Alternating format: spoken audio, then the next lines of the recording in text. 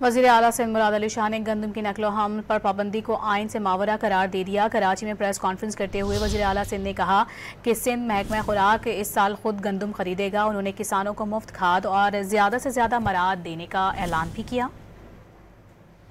गंदम की नकलो अमल पर पाबंदी लगाई नहीं जा सकती। जैसे मैंने अभी आपको बताया, आर्टिकल 151 जो आइन का है उसके तहत लगाई नहीं जा सकती।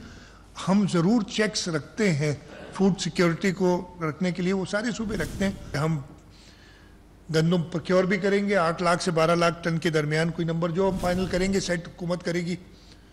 और उसके साथ साथ 3500 रुपये मन, जो पिछले साल 2200-2300 से ज़्यादा नहीं बढ़ा था, 3500 रुपये मन इंश्योर करेंगे कि मिनिमम प्राइस हो।